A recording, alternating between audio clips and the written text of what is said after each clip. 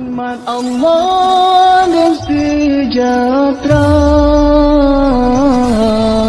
atas Nabi paulih dunia. Ya Rasulullah, ya Nabi. Lalu apa yang dilakukan Nabi? Malam menuju baca doa. Pertanyaan doa enggak ada enggak perintah agama? Ada. Disitulah namanya substansi. Disitulah namanya nilai. Kalau begitu adat Aceh ibarat zat dengan sifat, sisi teknis namanya adat yang berlaku, sisi substansi adalah agama. Maka adat yang tidak boleh yang menentang substansi. Adat baik betul. Onian asal menentang mensyariat. Nah itu yang dilarang. Malam kanduri dimain judi. Malam kanduri joget-joget. Ini menentang dengan agama. Di satu sisi di tempat itu buat adatnya ada karaoke, ada hiburan, ada judi. Baru kita kaji substansi agama. Ada enggak perintah judi? Jelas. Ada enggak dibolehkan joget-joget? Tidak. Berarti di dalamnya menentang dengan agama. Berarti adat itu tidak nuansa agama, tidak disebut bil ma'ruf. Nyamanan kembali kepada atur yang hubungan dengan kita. Jangan lagi nanti kita dengar dalam pengertian setelah kita mengkaji agama. Oh ini bid'ah, baru ini bid'ah, baru ini bid'ah. Nah jadi lihat pada dua kotak. Kotak teknis dan kotak substansi. Kita ulang, kotak teknis adalah masuk ke adat. Itu boleh berbeda. Artinya, oh nanti kau di malam itu, malam ke-11, ke-11, ngejok malam 15, itu teknis. Substansinya adalah, kotak substansi adalah kegiatan apa yang dilakukan. Di dalamnya ada dia sedekah, kanduri dia sedekah. Di dalamnya ada doa. Doa itu adalah ibadah. Dua sisi inilah yang menjadi bahagian dari kajian agama. Maka dari agama orang-orang yang mendapat keringanan di azab kubur, salah satu adalah hikmah malamnya, yaitu harinya, saatnya, termasuk Jumat, Sya'ban, Ramadan, dan doa-doa yang dibaca oleh orang yang masih hidup. Yang mana doa yang terbaca di dalam akidah tersampaikan, karena sia-sia. Dan demikian lagi wajib kita etikatkan kata para mutakalimin, nikmat kubur dan tiada tertentu ia dengan orang-orang mukminin. Umat ini dan tiada tertentu ia dengan mukallaf, dan setengah daripada nikmat itu yaitu diluaskan kuburnya 70 hasta bentang. Itu adalah bagian dari nikmat. Artinya segala doa yang dibaca oleh orang-orang mukmin terhadap orang meninggal di samping amalnya, itu ada nikmat di dalam kubur. Pelajaran yang lalu juga telah kita pahami bahwa di dalam kubur yang dapat memberikan keluasan kubur karena amal yang kita baca, amal Al-Quran. Jadi orang yang hidup beramal dengan Al-Quran kuburnya lapang. Lalu di kubur itu gelap. Kubur itu adalah gelap. Ana baitul matin. Lalu amal apa yang membuat kubur kita terang? Itulah salat malam. Jadi faedah salat tahajud, faedah salat malam yang dapat menerangi kubur. Maka seluruh perintah dalam agama, baik pada tataran wajib maupun sunat, itu semua ada koneksitas dengan alam kubur dan alam akhirat. Di alam akhirat sudah bicara surga, bicara neraka. Di alam kubur adalah bicara nikmat sambil menuju alam bakti. Maka seluruh amalan yang dilakukan oleh manusia memiliki koneksitas. Kepada Allah wa salat malam ada hubungan dengan alam akhirat. Kepada Allah wa sedekah ada hubungan dengan alam akhirat. Kepada wudu ada hubungan. Maka faedah wudu ruah tapak, lidah buat titi, ruah kaki dan surga. Artinya kakinya kata bersuci. Apa faedah bersuci di dalam wuduknya itu kaki yang menuju surga. Semuanya itu ada nilai koneksitas, itulah hubungan dalam akidah. Akidah asal kata aqaid, ada kaitan, ada hubungan. Bahkan kita nyatakan ibadah, nah hubungan dengan Allah sebagai sang pencipta. Soi wasalat Allah, gepun nubo jakut oleh Allah, gepun wirid oleh Allah, gepun ibadah oleh Allah, gepun sosial dalam kehidupan oleh Allah. Iwanya nah hubungan kita ya. Bahkan dah bukan patuh. Kepatuhan itu hubungan bukan hanya di dunia sampai ke akhirat. Maka dalam kehidupan di dunia itu teknis. Artinya masing-masing negara memiliki regulasi negara atau disebut dengan hukum teritorial wilayah negara. Hukum wilayah negara adalah teritorial wilayah negara hanya menjaga bagaimana ketimpiman dalam bernegara. Apakah negara sanggup memberi jawaban koneksitas ke alam akhirat? Tidak. Makanya kalau kita kait di dalam undang-undang negara, kenapa diatur pasar keyakinan? Karena negara tidak mampu mengiring dia ke surga neraka. Jadi masing-masing pilih. Maka bicara agama adalah bicara persoalan keyakinan. Negara hanya mengatur dalam ketentraman, ketertiban di dalam bernegara. Maka negara itu yang terjadi sanksi pada persoalan keterlibatan publik. Maka secara personality negara itu tidak bisa dihukum. Nah, inilah kekurangan dalam perspektif hukum negara. Misalnya orang murtad bisa dihukum. Padahal hubungan murtad dengan neraka kan cukup tinggi hubungan. Tapi negara tak bisa menghukum karena itu adalah wilayah privat, wilayah personality. Ketika terganggu fasilitas umum, nah ini bicara publik. Inilah negara masuk. Kenapa? Negara, pimpinan negara berfungsi menjaga stabilitas bangsa. Kalau begitu bicara keyakinan, bicara ibadah, apa yang kita lakukan, ini hubungan kita dengan Allah tidak boleh berbeda. Maka ketika berbicara agama keyakinan, ini bicara prinsip lakum dinukum waliyadin. Adapun berbicara di dalam negara ukhuwah wataniyah, secara kemanusiaan, secara tata negara, silakan kita berhubungan dengan negara, bicara ibadah tidak mungkin peraturan negara yang harus kita ikuti. Kenapa? Kalau di dalam negara semua agama benar. Pertanyaan agama, apakah semua agama dalam keyakinan sama? Benar atau tidak? Kalau sama, untuk apa Tuhan beda? Untuk apa rumah ibadat beda? Untuk apa ritualnya beda? Untuk apa diatur keyakinan dalam menikah berbeda-beda? Bahkan hadir menikah tapi beda akidah. Bahkan hadir atau mayat Pak Gereja di rumah Islam beda ibadah. Tanya orang Jumat, tanya masjid, awalnya orang Minggu ya Pak Gereja, ya beda. Ini bicara ibadah. Maka Allah tegaskan dalam Al-Quran, lakum dinukum waliyadin. Maka agar kita selamat dalam akidah dunia akhirat, kita pisah masalah.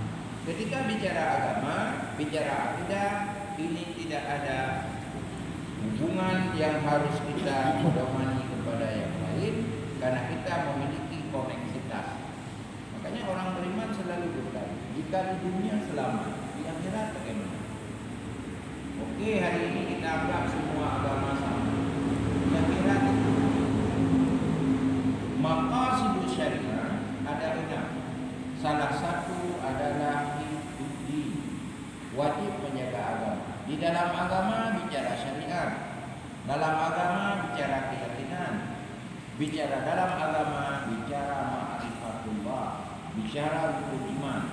Tentu masing-masing agama beda rukun iman, beda keyakinan, beda Tuhan. Bagaimana kita anggap sama? Nah, termasuk nanti di dalam aliran kita meyakini bahwa di alam kubur itu ada azab, di alam kubur itu ada nikmat.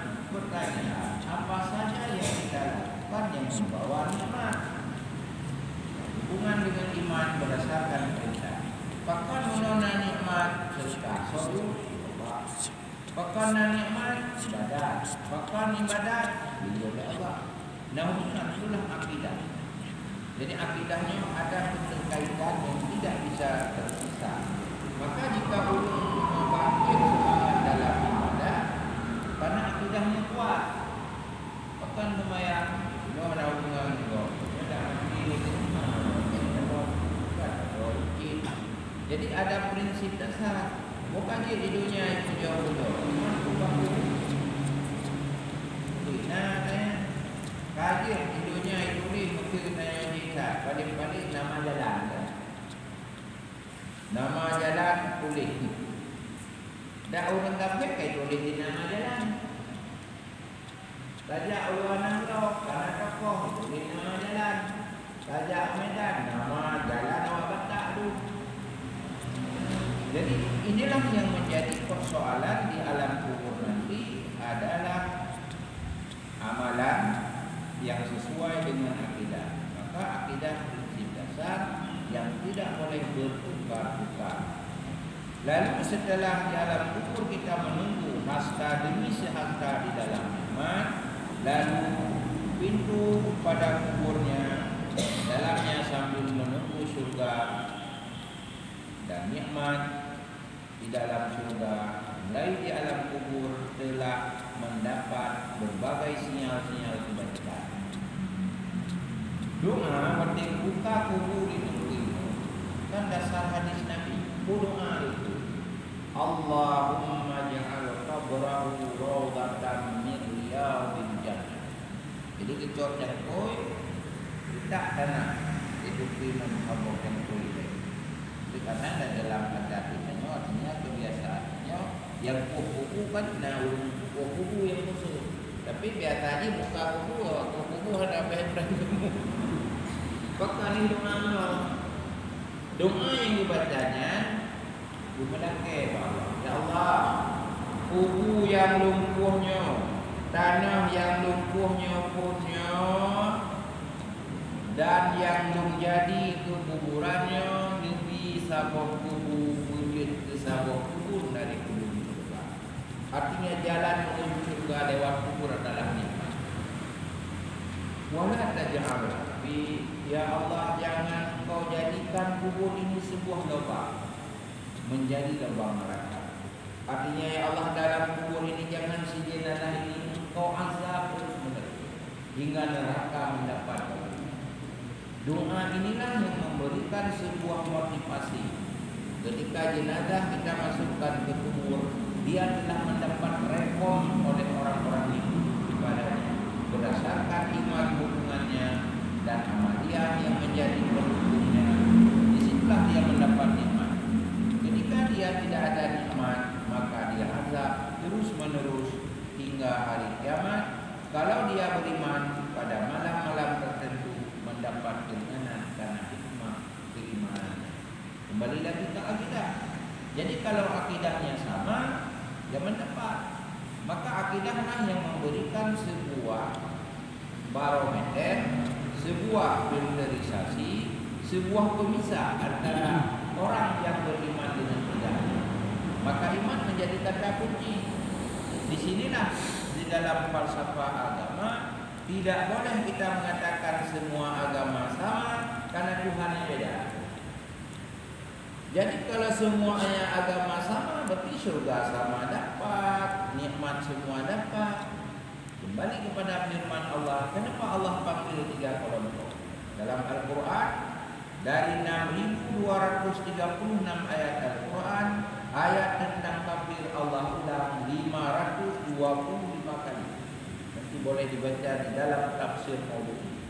Telah dibagi oleh ulama. Ayat yang bercerita tentang kafir 525 kali.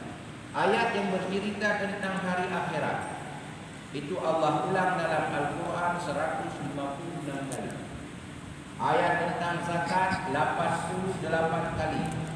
Yang beriringi salat dengan zakat 44 kali. Tentang salat ayatnya 89 kali. 3 kalimat salat dengan zakat. Artinya di dalam kehidupan ekonomi itu adalah sarana. Ekonomi yang bisa memberi kepada tujuan, maka zakat dengan salat sama kekuatan wajibnya. Ekonomi merupakan nyawa di dalam kehidupan menggerakkan nilai-nilai agama.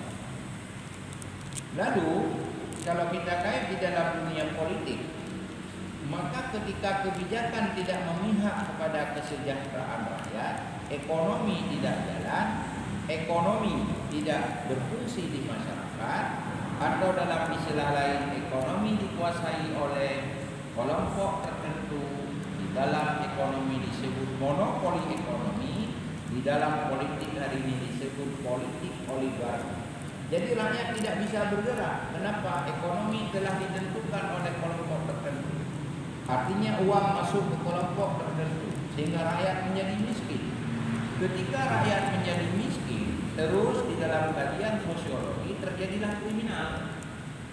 Salah satu penyebab kriminal karena lapangan kerja tidak tercipta. Dalam istilah Northnya, kau itu pengen.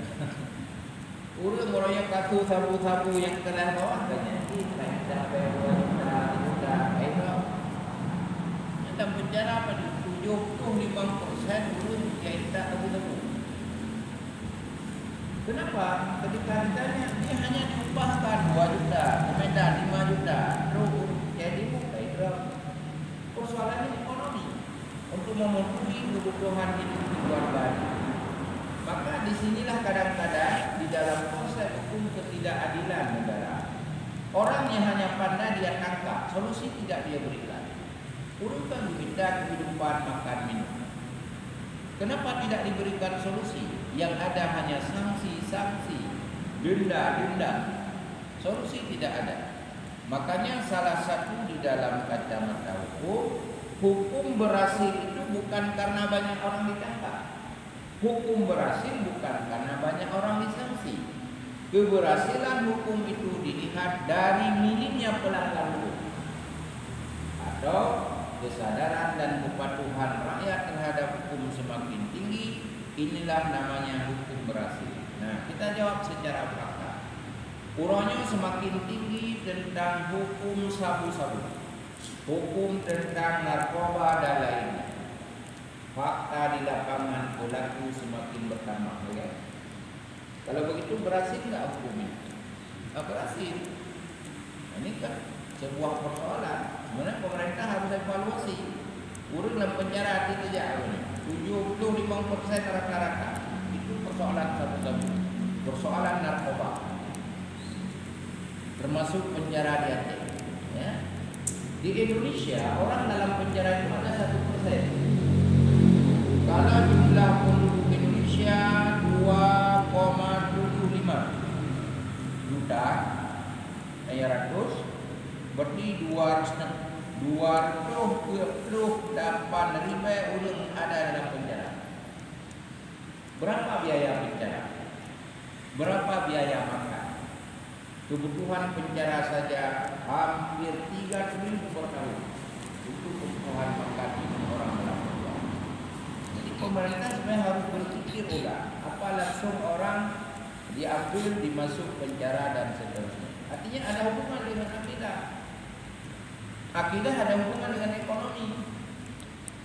Bahkan ada muncul mana mana lapangan kerja. Okey, apa yang kita bina? Anda mampu apa? Belum juk mukat belum, dapat modal mukat belum, dah bina. Kira nak kerja, belum mencop, dapat modal mencop. Sehingga ketika lapangan kerja ada, kesejahteraan ada, stabil. Di sinilah di dalam kajian politik Islam, memilih pemimpin itu penting. Ada hubungan dengan akidah. Maka memilih pemimpin ekonomi itu ada hubungan dengan akidah.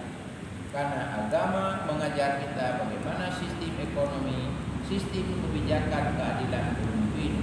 Ketika ini tidak ada, rakyat akan moratorium, terjadilah kriminal semakin tinggi. Akhirnya apa hubungan nantinya? Kai kubur dosa dunia. Mulai alam kubur hingga alam akhirat tentu mendapat azab terusnya. Hingga negara tidak stabil ketika terjadi kriminal yang tinggi. Kurangnya mantan dengan ketika Di Aceh karena ulun begali tak ada. Ini kan cukup persoalan.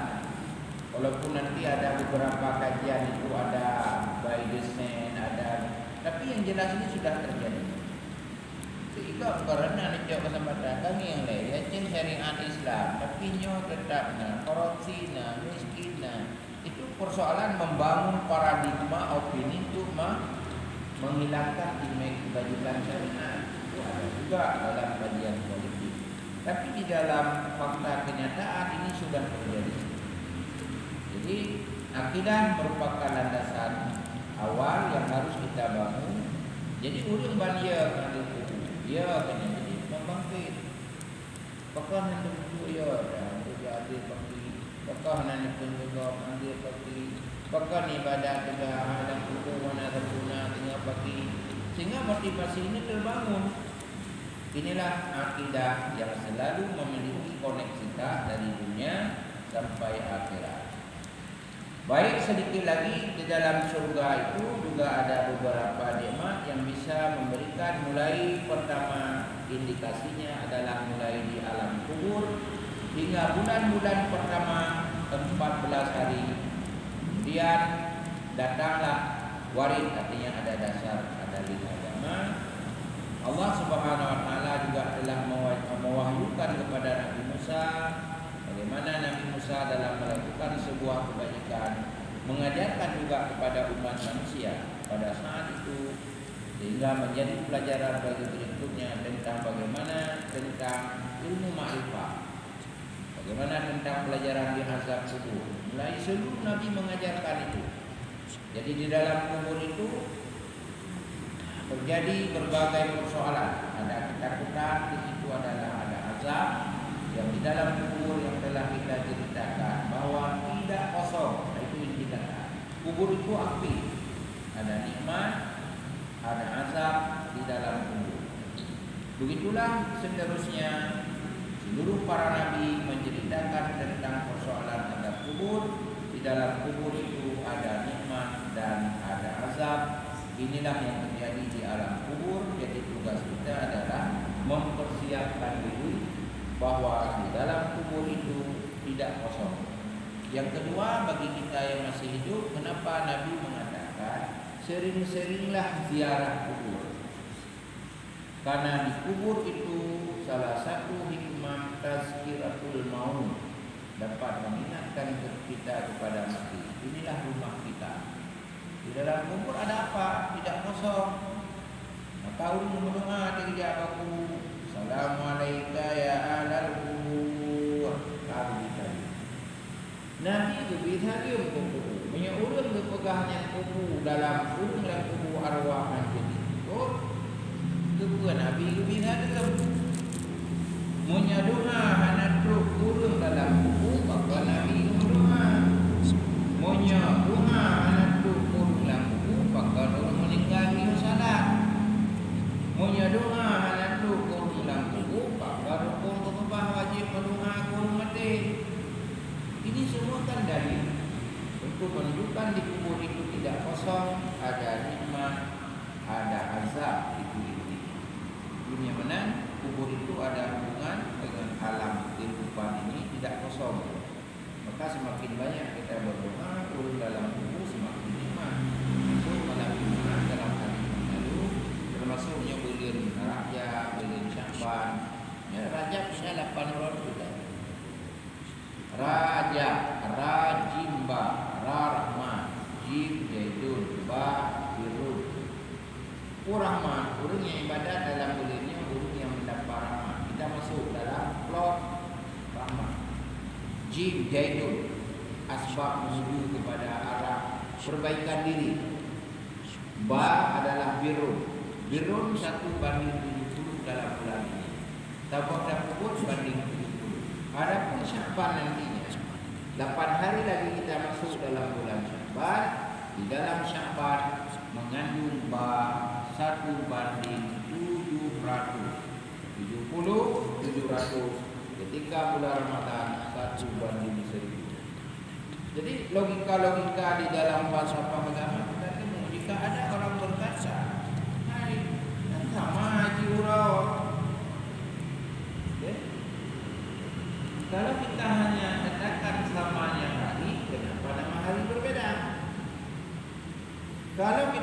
merayakan harinya sama, apa makna momen peristiwa hari?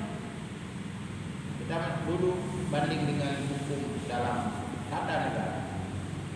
Hari Merdeka Indonesia tanggal 17 Agustus. Ini hari sejarah bagi bangsa Indonesia. Lalu disitulah ada nilai, ada falsafah. Maka dari sinilah bagi para pengatur negara, regulasi negara melihat ke arah historis, sejarah yang disebut dalam metode dengan historis approach. Ada pendidikan sejarah, pendekatan sejarah. Lalu menyamakan pula tapi penghargaan terayat hari merdeka. Orang yang berjuang okey, dapat veteran tu, kan? Dan penghargaan nama para jasa menjadi pahlawan. Okey, bagi orang hari ini bagaimana yang hidup setelah merdeka? Orang yang masuk penjara mendapat keringanan. Hari 17 Agustus itu ada keringanan, dikurung dalam penjara. Mesti janda pada pintu dikulit pada urang. Pada urang kau yang juga berdoa itu. Hari mereka urang 3 bulan. Jadi punya jatah dan penjara itu kurung saya boleh nak. Maka karena juga. Kalau kita berkata harinya sama, kenapa dikurangi? Inilah falsafah. Negara ini dibangun berdasarkan falsafah negara. Berbicara falsafah negara adalah melihat berbagai sisi. Ada apa di balik itu? Yang kita hari ini hormat bendera. Apa yang kita hormat? Bukan bendera. Kalau bendera bernama dia, nilai yang dikandung oleh merah putihnya. Itulah sejarah tadi. Kita hormat bendera, benda mati itu teman. Tapi nilai falsafahnya yang dinilai. Ada apa pada bendera itu? Barulah kalau masuk di dalam politik yang terjadi misalnya. Ketika terjadi tanda tangan MOU di Helsinki pada tanggal 15, lalu sampai hari ini kenapa pemerintah Republik Indonesia untuk memberikan bendera untuk gerakan Aceh Merdeka sampai hari ini belum selesai? Saya pikir itu cuma 3 dimeter kali dimeter 20. Yang dilihat bukan kainnya. Nilai di belakang kain itulah semakin tinggi. Kalau begitu bukan masalah harga 50.000 satu meter. Nilai dari belakang kain. Kita kait ke agama dan mudah kita masuk dalam kacamata agama. Kenapa hari-hari ini Allah memberikan keistimewaan? Karena ada sejarah, ada dasar. Allah telah memuliakan hari Jumatnya, malam Jumatnya, malam Rajabnya, malam Sya'bannya, malam Ramadannya, atau bulan-bulan tertentu lainnya. Inilah ada nilai untuk membedakan dalam dunia kehidupan. Nyo anak jaro dibangun dalam kitab. Nyo lahir ke sama kan? Pertanyaan pakan apa ni? Pakan banyak. Ada makan terus. Nyo anak satu kan? Tanya yang buka. Nyo panu pecuh. Nyo panjang dan seterusnya. Nyo lahir 3 mana? 3. Pakan anak satu. Boleh logika makan terus. Karena 3 ada. Orang yang tak bisa dia menyatakan pegah sama karena lahir 3, duit 3. Pakan dia bisa dia menjarah ulun, pakan hanya menjarawi. Ada beda kan? Falsafah ini kita gunakan untuk mendukung nilai-nilai agama dalam mencerna ini. Kalau demikian, malam tertentu nanti tergoreng dalam pikiran.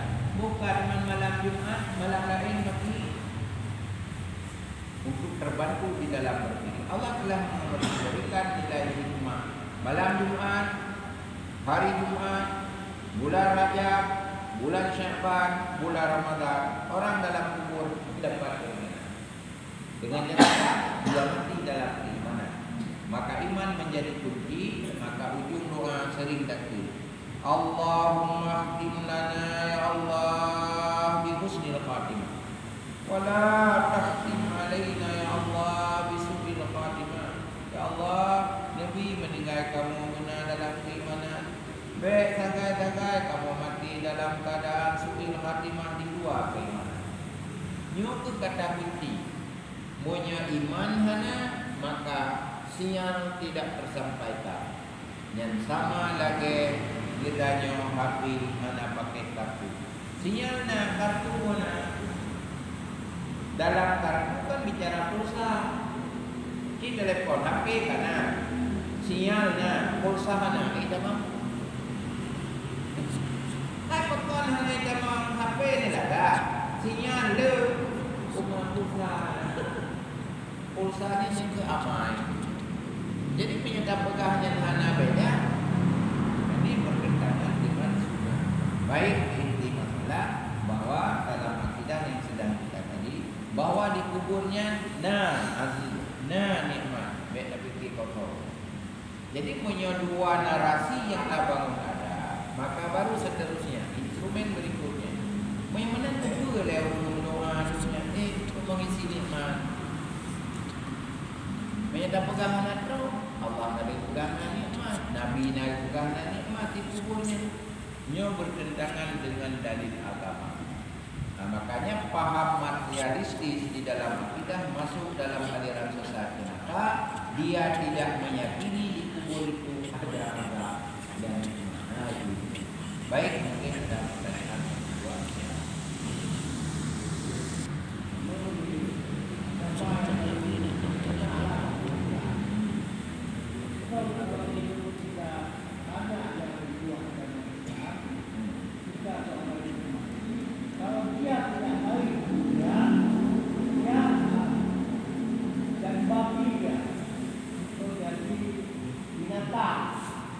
Sehingga orang Islam itu saja dibicara lebih banyak.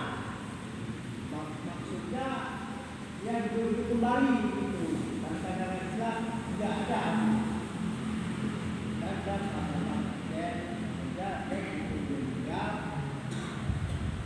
Dan babi berjahat Dalam kubur. ya, yang lahir itu menjelma.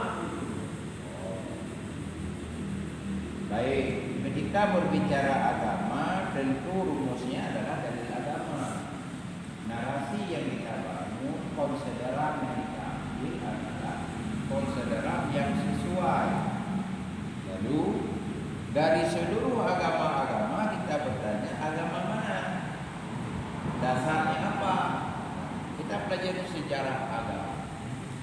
Seluruh nabi membawa adalah agama Allah. Lalu kenapa kemudian terjadi perubahan-perubahan? Itulah umat mengingkari demikian. Yang mengingkari ini tidak sesuai dengan ajaran agama karena dia ubah. Taruhlah misalnya di dalam Kristen, baik Kristen Katolik, Kristen Protestan. Allah mengatakan dalam Al-Quran memang ada Yahudi, ada Nasrani. Walan tarda ankal yahudu walan nasara hatta tattabi'a millatahum. Lalu sebelumnya itu agamanya apa? Agama Hanif, sama substansinya Islam. Orang yang hidup masing-masing nabi mengikuti ajaran nabi itu masuk surga. Karena seluruh para nabi membawa ajaran dimensi ilahiyah yang sama tentang Allah Subhanahu wa taala. Cara beribadah, perintah ibadah yang berbeda zaman ke zaman. Nabi Muhammad SAW sebelum melakukan ibadat seperti yang kita lakukan hari ini, pertanyaan bagaimana ibadat Nabi? Nabi Muhammad mengikuti agama neneknya, itulah disebut millata Ibrahim Hanifah. Jadi ajarannya sama. Lalu kemudian terjadi penyimpangan-penyimpangan karena persoalan pengembangan pengingkaran umat terhadap ajaran nabinya. Itulah kalau hari ini di zaman ini disebut aliran sesat yang tidak sesuai dengan ajaran Nabi. Tarakubikum amraini intamassakum bihima kitabullah. Kembali kepada agama yang lain. Apakah ajaran yang disampaikan ini sesuai dengan ajaran kitab suci mereka? Hari ini untuk mendapatkan kitab suci juga timbul pertanyaan, mana kitab suci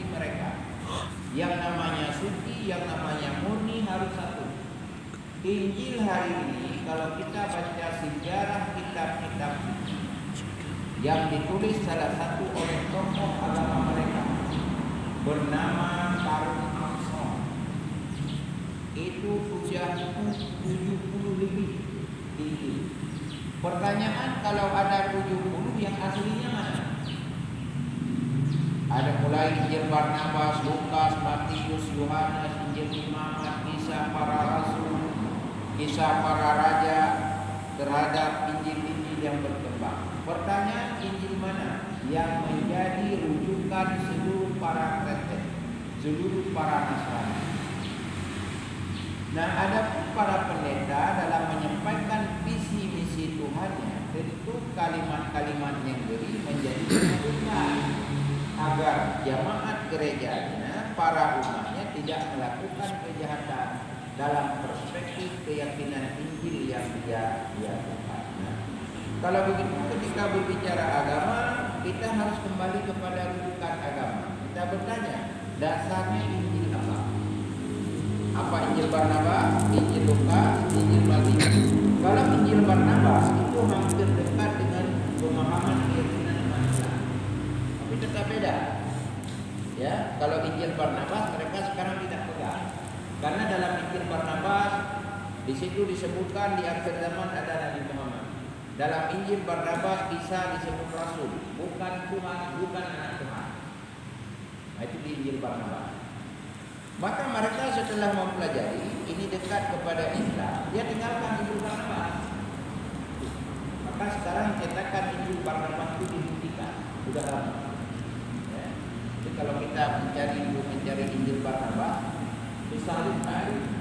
Jadi diblokir semua. Cetakan-cetakan itu dibeli semua oleh mereka.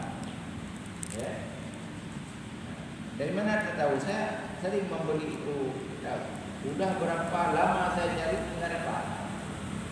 Jadi harus fotokopi Injil Barnabas.